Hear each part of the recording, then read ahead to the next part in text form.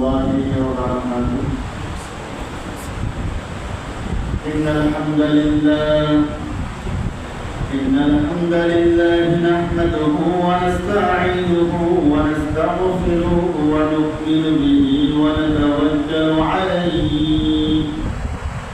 ونعوذ بالله من شرور أنفسنا ومن سيئات أعمالنا. من يهده الله فلا مضل له ومن يضلله فلا هادي له. ونشهد أن لا إله إلا الله وحده لا شريك له. ونشهد أن سيدنا ومولانا محمدا عبده ورسوله. فقد قال الله تبارك وتعالى في كلامه المجيد وفي فرقانه الحميد.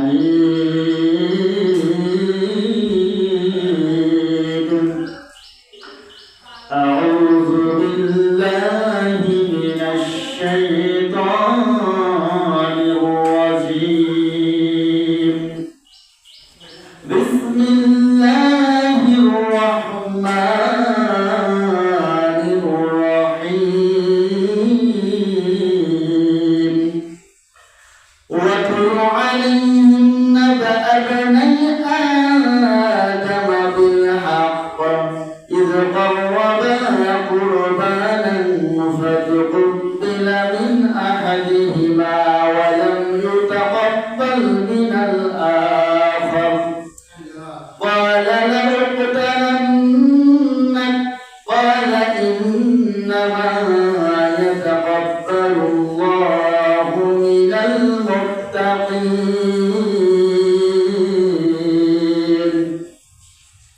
وقال النبي صلى الله عليه وسلم إياكم والحسد فإن الحسد يأكل الحسنات كما تأكل النار الحطب. وقال الله تعالى في شان حبيبه ومعشوقه إن الله وملائكته يصلون على النبي يا أيها الذين آمنوا صلوا عليه وسلموا تسليما. اللهم صل على سيدنا محمد النبي الأمي وعلى آله وسلم تسليما. بلغ العلا بجماله كشف الدجى بجماله حسنت جميع خصاله صلوا عليه وآله. আমরা মহান আল্লাহ তাআলার শুকর আদায় করছি যে আল্লাহ পাক আমাদেরকে পবিত্র শাহরুল জিলহজ মাসে আল্লাহ তাআলার ঘর মসজিদ আসার মতো তৌফিক দান করেছেন। আমরা সেই মহান মালিকের শুকর আদায় করছি আলহামদুলিল্লাহ। দরুদ ও সালাম পেশ করছি সাইয়্যিদুল মুরসালিন খাতামুন নবিয়্যিন জনাব মুহাম্মদ রাসূলুল্লাহ সাল্লাল্লাহু আলাইহি ওয়াসাল্লামের প্রতি। সবাই আবার মহব্বতে নবীর শানে দরুদ ও সালাম পেশ করছি সাল্লাল্লাহু আলাইহি ওয়াসাল্লাম। সম্মানিত মুআজ্জাজ মুহতারাম, জুমার দিন অত্যন্ত গুরুত্বপূর্ণ দিন।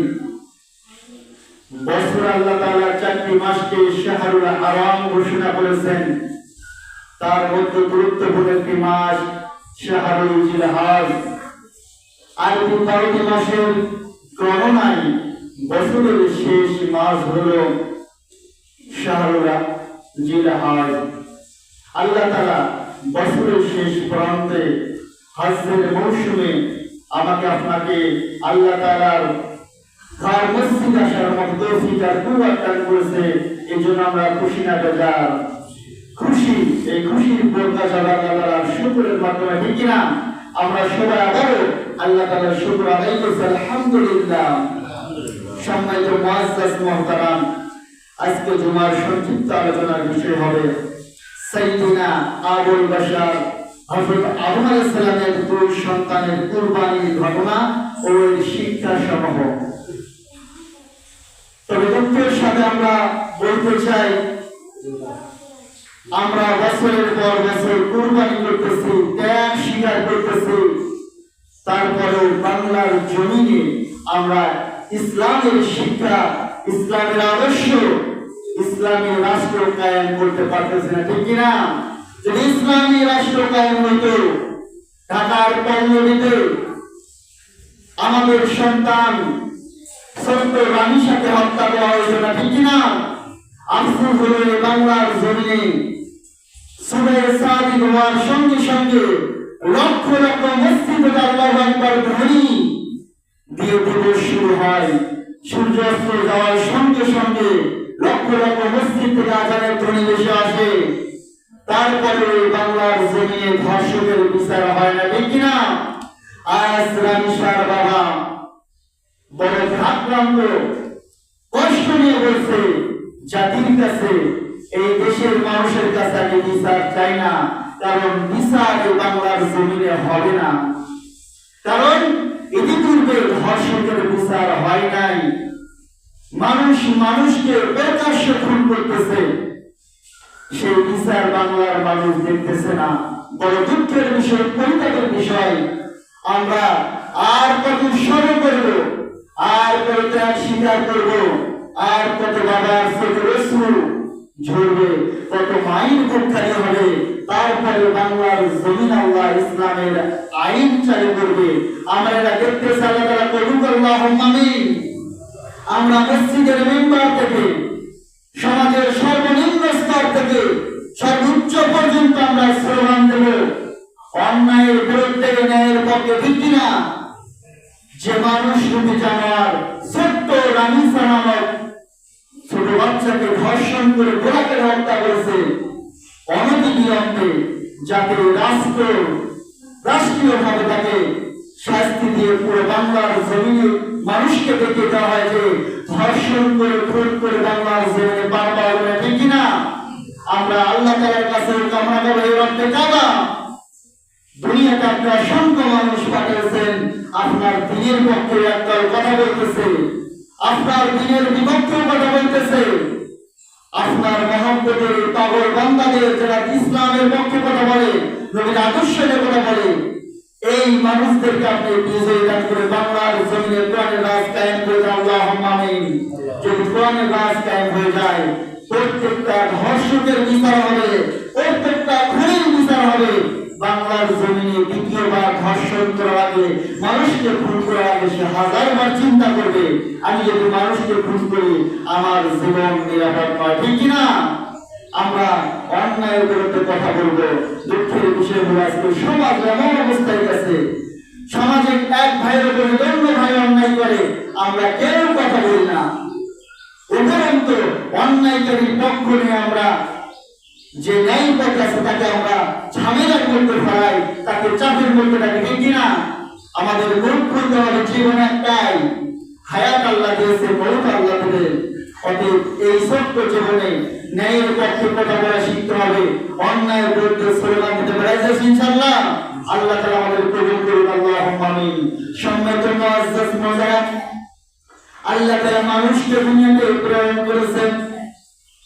আল্লাহ তাআলা মানুষকে পথ দেখানোর জন্য কোনটা সৎ পথ আর কোনটা অসৎ পথ, এই দুটো আল্লাহ তাআলা দেখিয়ে দিয়েছেন। মানুষ আল্লাহ তাআলার জন্য ইবাদত করে, আল্লাহ তাআলা কোরআনের মধ্যে শিখিয়ে দিয়েছে, বান্দা এমন করে ইবাদত করো, এই ইবাদতের মধ্যে দুনিয়ার কোন মানুষের কাছে চাওয়া পাওয়া না, দুনিয়ার কোন মানুষের কাছে, দুনিয়ার কোন মানুষকে খুশি করার জন্য নয়, একমাত্র আল্লাহ তাআলাকে খুশি করার জন্য সমস্ত ইবাদত করতে হবে। আল্লাহ তাআলা বলেন, ইন্না সালাতি ওয়া নুসুকি ওয়া মাহইয়ায়া ওয়া মামাতি লিল্লাহি রাব্বিল আলামিন। আমার আপনার জীবনের নামাজ, জীবনের কুরবানি, আমার হায়াত, আমার মওত সবকিছু ওই আল্লাহ তাআলার জন্য, যে আল্লাহ তাআলা আমাকে আপনাকে দুনিয়াতে প্রেরণ করেছে, ঠিক কিনা? অতএব ইবাদত হবে ওই আল্লাহকে, দুনিয়ার কোনো মানুষকে দেখানোর জন্য নয়। সম্মানিত মুআজ্জাজ মোহতারাম, আজকে জিলহজ মাসের ৪র্থ তারিখ ৪তম দিবসে আমরা অবস্থান করতেছি। আমাদের সামনে গুরুত্বপূর্ণ যে ইবাদত হলো ঈদুল আযহা, কুরবানির মতো একটি দিন আমাদের সামনে আসতেছে, ঠিক কিনা? অতি সন্নিকটে আল্লাহ তাআলা যে চাঁদের মাধ্যমে আমাদেরকে উদ্বুদ্ধ করেছে, বান্দা জমিনের আসমান, দুনিয়ার আসমানে যখন জিলহজের চাঁদ উদিত হয়, 10 জিলহজ প্রত্যেক সামর্থ্যবান মুসলিম বান্দার প্রতি আল্লাহ তাআলা ওয়াজিব করে দিয়েছেন আল্লাহ তাআলার জন্য একটি জীব জন্তু কুরবানি করার জন্য, যেটা আমাদের সামনে বৃহস্পতিবার আমাদের যাদের সামর্থ্য দিয়েছে, আমরা অনেকে পশু ক্রয় করেছি, অনেকে নিয়ত করেছি, অনেকে ক্রয় করবো। আল্লাহ তাআলা আমাদের সবার কুরবানি নিয়তকে সই করে আল্লাহর জন্য কুরবানি করা তৌফিক দেন, আল্লাহুম্মা আমিন। আজকে সমাজের মধ্যে হিংসা, বিদ্বেষ, শত্রুতা এতটাই বেড়ে গেছে, আমরা কেউ কারো ভালো চাই না, ঠিক কিনা? যদি একজন বান্দা হয়ে, একজন মুসলিম হয়ে অপর মুসলমানের ভালো কামনা না করে, আল্লাহ তাআলা ওই বান্দার কখনো ভালো কল্যাণ দান করবেন না, ঠিক কিনা? অতএব আমি যদি আমার কল্যাণ চাই, তাহলে আমার মুসলমান অপর ভাইয়ের জন্য কল্যাণ কামনা করতে হবে, যেটার অভাব আমাদের সমাজে, ঠিক কিনা?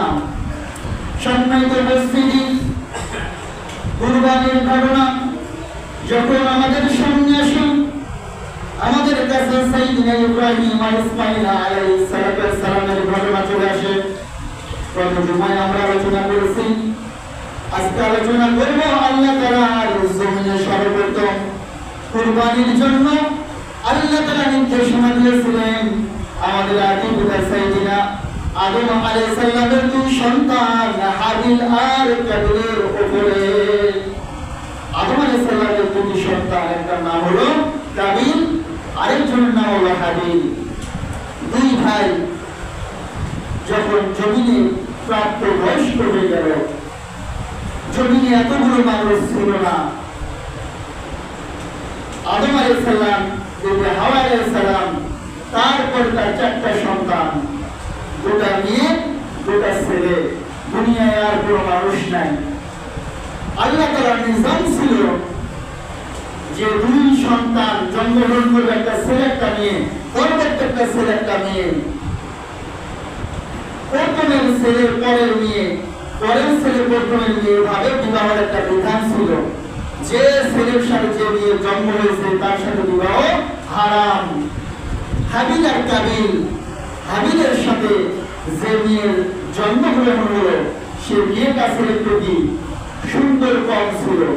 কাবিলের সাথে যে কন্যা সন্তান জন্মগ্রহণ করলো, এই কন্যাটা আসলে সুন্দর, সুবহানাল্লাহ। তখন কাবিল বলল, আমি হাবিলের সাথে যে সন্তান জন্মগ্রহণ, যে কন্যা, বিধান মতো তাকে বিবাহ করতে হবে ওই কন্যা সন্তানকে। আর হাবিলের বিধান মতো কাবিলের সাথে যে বন্ধু জন্মগ্রহণ করেছে তার সাথে বিবাহ হবে। কাবিল বলল, এই বিধান মানি না, আমার সাথে যে কন্যা, যে বোন জন্মগ্রহণ করেছে আমি তাকেই বিবাহ করব। কেউ যদি শরীয়তকে না মানে, আল্লাহ তাআলার কিছু উপায় আসে না, কিন্তু আল্লাহ তাআলার শরীয়ত কিন্তু কখনো বদলানো যাবে না, ঠিক কিনা? আমি আপনি যদি ইসলামের বিধান শরীয়তকে না মানি, আল্লাহ তাআলা কিন্তু শরীয়তকে বদলে দেবে না, ঠিক কিনা? শরীয়তের মতো চলবে। আল্লাহ তাআলা হুকুম দিলেন নবী আদম আলাইহিস সালামের মাধ্যমে, যেহেতু তারা মানতে নারাজ, আল্লাহর বিধান মানতেছে না, আল্লাহ তাআলা হুকুম দিলেন নবী আপনার 2 সন্তানকে বলে দেন তারা যেন আল্লাহ তাআলার জন্য কুরবানি করেন। যার কুরবানি আল্লাহ তাআলা কবুল করবেন, সেই ওই সুন্দরী বোনটাকে বিবাহ করবে। আল্লাহ তাআলা পরীক্ষা ছাড়া কোন বান্দাকে উত্তীর্ণ করেন না। আমি আপনি যদি জান্নাতে যাইতে চাই, আল্লাহ তাআলা আমাকে আপনাকে এমনি জান্নাত দান করবে না পরীক্ষা নেবে? পরীক্ষা নেবে। সেই পরীক্ষার মধ্যে একটা হলো কুরবানি।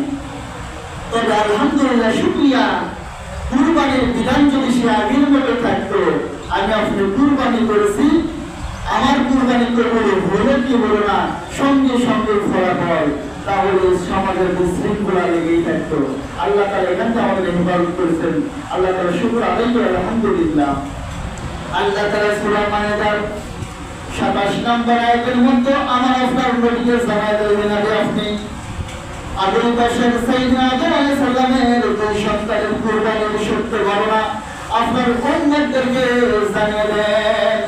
আল্লাহ তাআলা কোরআনের মধ্যে ঘোষণা করে দেয়, ওয়াতলু আলাইহিম নাবা'a ইবনাই আদম বিল হক ইয ক্বাররাবা কুরবানান ফাতুবিলা মিন আহাদিহিমা ওয়া লাম ইউতাকাব্বাল মিনাল আখার قال لأقتلنك قال إنما يتقبل الله من المتقين الله أكبر আল্লাহ তাআলা বলেন, হে নবী আপনি জানিয়ে দেন, যখন আল্লাহ তাআলা হুকুম দিল আদম আলাইহিস সালামের দুই সন্তানকে কুরবানি করার জন্য, إذ قربا قربانا فتقبل من أحدهما ولم يتقبل من الآخر দুইজন যখন কুরবানি করল, আল্লাহ তাআলা একজনের কুরবানি কবুল করলেন, অপরজনের কুরবানি কবুল করলেন না।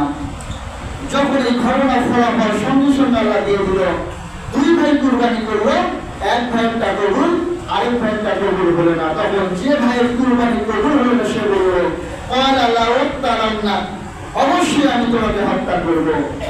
প্রতিহিংসা, হিংসা শুরু হয়ে গেল। কেন? তোমার কুরবানি করবো হয়েছে, আমারটা হলো না কেন? এই জন্য আমি তোমাকে হত্যা করব। অপর ভাই বলল, ইন্নামা ইয়াতাকাব্বালুল্লাহ, নিশ্চয় আল্লাহ তাআলা কবুল করেন কুরবানি কাদের? মিনাল মুত্তাকিন, যারা আল্লাহকে বেশি ভয় করে। সুবহানাল্লাহ। যারা আল্লাহকে বেশি ভয় করি, আল্লাহর প্রতি ভরসা করে, আল্লাহর জন্য খুশি বলে একটা সুন্দর পশু কুরবানি করেছি, এটা তাকওয়ার ভিত্তিতে আল্লাহ কবুল করেছে। তোমার তাকওয়া কম ছিল, সেই জন্য আল্লাহ কবুল করেনি। কিন্তু সে ভাই মেনে নিল না। কাবিল কুরবানি করলো, তার কিছু ফসলের কিছু অংশ কুরবানি করলো আল্লাহর জন্য, আর হাদির কুরবানি করলো তার গৃহপালিত পশু, একটা দুম্বা। সুবহানাল্লাহ।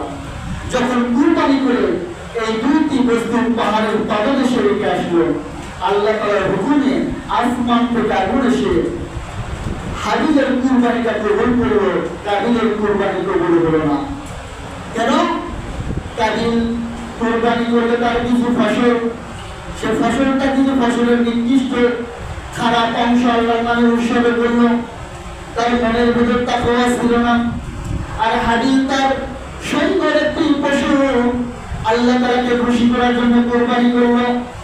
আল্লাহ তাআলা ঘোষণা করলেন, যারা মুত্তাকি, আমি আল্লাহ তাদের কুরবানি কবুল করি, আর যারা মুত্তাকি নয় তাদের কুরবানি আমি কবুল করি না। তাদের পশুগুলো আমি আপনি কুরবানি করতেছি। অসংখ্য কুরবানি আমরা ইতিপূর্বে করেছি, আবার কুরবানি। এখন আমার আপনার কুরবানি কবুল তখনই হবে যখন তাকওয়া আমার অন্তর করে পূর্ণ হবে। সুবহানাল্লাহ। আল্লাহর উদ্দেশ্যে কুরবানি হবে। যদি উদ্দেশ্য কোনো আল্লাহ ছাড়া অন্য কিছু হয়, লোক দেখানোর জন্য, অথবা আমার টাকার মধ্যে কোনো গ্যারান্টি থাকে, তাহলে কুরবানি আল্লাহ কবুল করবে না। সম্মানিত মুআজ্জাজ মুহতারাম, এখানে সরাসরি ফলাফল দিয়ে দিল। কাবিলের কুরবানি কবুল হলো না, কাবিল বলল তোমাকে হত্যা করবে, হিংসার উদ্রেক হলো। এখানে সমাজে দেখেন আজকে বর্তমান সমাজ, কেউ যদি একটু ভালো হয়, ভালোভাবে দিন যাপন করে, সাংসারিক উন্নতি হয়, দিনের পথে চলে, অপর মুসলমান হওয়ার পরে তার প্রতি হিংসা আসে, দেখি না, বিদ্বেষ আসে। যেটা কাবিল হাবিলের প্রতি বিদ্বেষ পোষণ করে হিংসা করলো, তোমারটা কেন করবে, আমারটা কেন করবে হলো না। আসলে দোষ কি হাবিলের না নিজের দোষ? কাবিলের দোষ। দোষটা নিজের, কিন্তু হিংসা করতেছে, তার মনের মধ্যে হিংসা তৈরি হয়ে গেল। এই হিংসা নিয়ে যদি কুরবানি করা হয়, অন্তরটা যদি আপনার পরিষ্কার পরিচ্ছন্ন হয়, তাহলে কুরবানি আল্লাহ তাআলা কবুল করবেন না। যেটা কাবিলের সময় সে কুরবানিত হয়ে গেছে। সম্মিলিত উপস্থিতি, আজকে সমাজের হিংসা, সমাজের বিদ্বেষ, বিশেষ করে কুরবানির যে দিন আমাদের মধ্যে অনেক জায়গায় ফিতনা সৃষ্টি হয়, ঠিক কিনা? এটা হিংসা থেকে সৃষ্টি হয়। যদি আমার আপনার অন্তরের মধ্যে হিংসার উদ্রেক হয়, তাহলে সমাজের মধ্যে কিছু ফিতনা সৃষ্টি হয়। তার মধ্যে কিছু ফিতনা হিংসা থেকে গেল মিথ্যা বলা। যদি কারো মনের মধ্যে হিংসা থাকে, অনাসে গন্ধটা মিথ্যাচার করতে শুরু করে, এই গন্ধটা বিবাদ করবে, অপরের বিষয়টা বলা বলে দেবে, কারণ তার অন্তরের মধ্যে হিংসা রয়েছে। তার বড় প্রভাব দেবে। যে ব্যক্তি যে কাজ করে এমন কথা বলবে, হিংসা থেকে এটা শুরু হয়।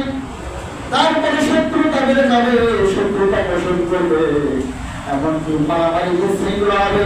এখান থেকে এই হিংসুক বান্দা সৃষ্টি করবে। তাহলে চলন্ত প্রমাণ হলো, কাবিল তখন বললে আমি তোমাকে অবশ্যই হত্যা করবো, হাবিল বললে আমি তোমাকে হত্যা করবো না। যদি তুমি আমাকে হত্যা করতে আসো, তাহলে আমি বিরত থাকবো, কারণ আমি আল্লাহ তাআলাকে সবচাইতে বেশি ভয় করি। আমি আপনাদের আল্লাহকে ভয় করি। হাদিসের মধ্যে এসেছে, বর্তমান সময় রাসূলের সময় যে হত্যা করলো, যে হত্যাকারী, দুইজনে জাহান্নামে যাবে। সাহাবীরা জিজ্ঞেস করে, ইয়া রাসূলুল্লাহ, হাবিবাল্লাহ, যে ব্যক্তি হত্যা করলো সে জাহান্নামে হতে পারে, কিন্তু যাকে হত্যা করলো সে জাহান্নামে হবে। নবীজি বললেন, যখন দুইজন মুসলমান তরবারি নিয়ে দাঁড়িয়ে যায়, তখন দুইজন মুসলমানের জিহাদ নিহত হয়। এই নিহত হওয়ার পরে দুইজন মুসলমানই জাহান্নামে যাবে, নাউযুবিল্লাহ। কারণ দুইজন মুসলমান তরবারি নিয়ে লাঠি নিয়ে বিপক্ষে দাঁড়িয়ে যায়, তখন উভয় পক্ষে উভয়কে হত্যা করার জন্য নিয়োগ করে, ঠিক কিনা? ওদের দুইজনের মধ্যে হত্যা করার লালসা, ওদের দুইজনের মধ্যে যে যাকে হত্যা করলো, হত্যা করার কারণে যে হত্যা হলো, নিহত হলো, সে জাহান্নামে যাবে। যে নিহত হত্যা করলো সে জাহান্নামে যাবে, নাউযুবিল্লাহ। তবে এখানে বাঁচার উপায় হলো, কাবিল যখন হাবিলকে হত্যা করার জন্য উদ্যত হলো, হাবিল তখন বলে, তুমি আমাকে হত্যা করতে পারো, কিন্তু আমি তোমাকে হত্যা করবো না। যদি তুমি আমাকে আক্রমণ করো, আমি তোমাকে আক্রমণ করবো না, কারণ আমি আল্লাহ তাআলার জন্য চলতে থাকলাম। সুবহানাল্লাহ। সাইয়েদনা ওসমান রাদিয়াল্লাহু তাআলা আনহুর জীবনে এই বিষয়টি হবে যে ওসমান রাদিয়াল্লাহু তাআলা আনহুকে হত্যা করার জন্য হত্যাকারী ছিল ওসমান রাদিয়াল্লাহু তাআলা আনহুর প্রতিবাদ করেন নাই, তাকে হত্যা করা হয়েছে। এখানে ওসমান রাদিয়াল্লাহু তাআলা আনহু তিনি জান্নাতে যাবে, হত্যাকারী জাহান্নামে যাবে, নাউযুবিল্লাহ। তেমনি কাবিল জাহান্নামী, হাবিল জান্নাতি। কারণ হাবিলকে যখন হত্যা করে আসবে কাবিল তখন তাকে হত্যা করার জন্য কি উদ্যত হয় নাই, তার উপর হাত বাড়ায় নাই, সম্মিলিত উপস্থিতি। সেই জন্য কুরবানিটা আমাকে আপনাকে শিক্ষা দেয়, যেটা হাবিল এবং কাবিলের জীবনী থেকে পাওয়া যায়, যে উৎসর্গ করতে হবে আল্লাহর জন্য। আল্লাহ তাআলার শরীয়ত বিধানকে মেনে নিতে হবে। আল্লাহ যে হুকুম দিয়েছে, আল্লাহকে ভয় করে, আল্লাহকে খুশি করার জন্য আপনার সত্য হইতে সেই সুন্দর উৎকৃষ্ট বস্তুটা আল্লাহর জন্য আপনাকে উৎসর্গ করতে হবে। আর তাকওয়ায় পরিপূর্ণ থাকতে হবে। যদি আপনার এমন হালত হয়, আল্লাহ তাআলা আমার আপনার কুরবানিকে কবুল করবেন, ঠিক না? আর যদি আমার তাকওয়া না থাকে, অন্তরের মধ্যে হিংসা থাকে, তাহলে আমার আপনার কুরবানি আল্লাহ তাআলা কবুল করবেন না। কারণ গত সপ্তাহে আলোচনা করে আল্লাহ বলেছেন যে কুরবানির পশু রক্ত আমি আল্লাহ চাই না, গোশত চাই না। তোমার কুরবানি তুমি জবাই করো, গোশত তুমি খাও, বান্দা আমার কোনো কিছু দরকার নাই। আমি আল্লাহ তাআলা শুধু চাই তোমার অন্তরে হালত, যেটা আমি আল্লাহকে ভয় করে মহব্বত করে আমার জন্য উৎসর্গ করো, আমি তোমার কুরবানিকে কবুল করব। সুবহানাল্লাহ। সম্মানিত উপস্থিতি, যেহেতু আজকে জিলহজের ঈদের আগে এটাই জুমা, তারপরে বৃহস্পতিবারের পরবর্তী জুমা হবে। অতএব বৃহস্পতিবার যে আমাদের অনুষ্ঠান, যে উৎসব ঈদুল আযহা, আমরা এদিন যে নিয়মিত সুন্নাত তরিকাতে আমরা ঈদগাহ মাঠে যাব, 2 রাকাত সালাত করে ঈদুল আযহা পালন করব, আদায় করার পর আমরা কুরবানি করব।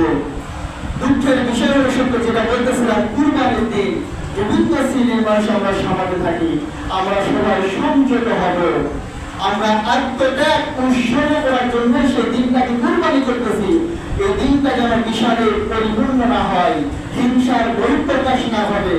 আমাদের সামাজিক অনেক নিয়ম নীতি আছে, মসজিদের যারা, মাদ্রাসার যারা অনেকের বক্তব্য থাকে স্বাভাবিক, কিন্তু আমরা সেই দিন কেন্দ্র করে আমরা বলি মুখে বসতে দেবো না, অমুককে আমরা আমাদের বংশের মধ্যে নেব না কেন? সে সারা বছর মুসলিম মানুষের চাঁদা দেয় নাই। আমরা যারা এরকম আছি, আমরা এগুলো যত সামাজিক নিয়ম নীতি, আমরা সর্বশ্রেষ্ঠ মানুষ, আমরা এগুলো আগেই সমাধান করবো।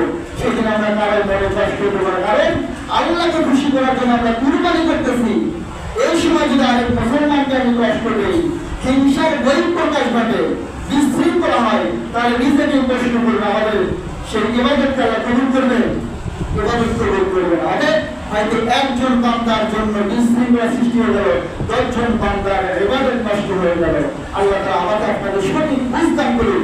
ঈদুল আযহার কুরবানির যে শিক্ষা, আদম আলাইহিস সালামের 2 সন্তান হাবিল এবং কাবিলের কুরবানির দৃষ্টান্ত এবং সাইয়্যিদুল ইব্রাহিম ইসমাঈল আলাইহিস সালামের দৃষ্টান্ত, এখানে মূল শিক্ষায় কাজ করতে পারবার জন্য, কুরবানি করতে পারবার জন্য, আল্লাহর জন্য যখন আমরা কুরবানি করব, এখানে সেদিন দুনিয়ার মানুষের প্রতি আমার কোনো হিংসা থাকবে না, কোনো বিদ্বেষ থাকবে না, কারোর প্রতি আমার কোনো ভোগ থাকবে না, ঠিক কিনা? সুন্দর একটা অন্তর নিয়ে আমরা সেদিন কুদরতি চরণ আল্লাহর সিজদা দিয়ে খোলা মাঠে এসে আমি আপনার প্রশংসা করবেন। আমার অন্তরে হিংসা, বিদ্বেষ, অহংকার সবকিছু পশুর সাথে আমরা কুরবানি করে একটা সুন্দর আত্মা নিয়ে আমাদের নজর আল্লাহর কাছে পেশ করে আল্লাহ আমিন। আমরা এবার পেশ করলে আশা করা যায় আমার আপনার কুরবানি আল্লাহ কবুল করবে। আল্লাহ তাআলা সঠিক নিয়মে সঠিকভাবে কুরবানি পালন করে আল্লাহ তাআলার প্রিয় বান্দা হওয়ার তৌফিক আল্লাহ আমিন। সাইয়্যিদিনা হাবিল এর মতো কুরবানি কবুল করুন। ইসমাঈল ইব্রাহিম আলাইহিস সালাম যেমন কুরবানি আল্লাহ কবুল করেছে, এমন তাকওয়াবান হৃদয় নিয়ে আমার আপনার কুরবানি আল্লাহ তাআলা কবুল আল্লাহ আমিন। আল্লাহ তাআলা আমাদের সবাইকে সঠিকভাবে তিনি বুঝ দান করে ঈমান আমল নিয়ে সমস্ত বিধান পালন করতে তৌফিক আল্লাহ আমিন। ওয়া আখিরু দাওয়ানা আলহামদুলিল্লাহি রাব্বিল আলামিন।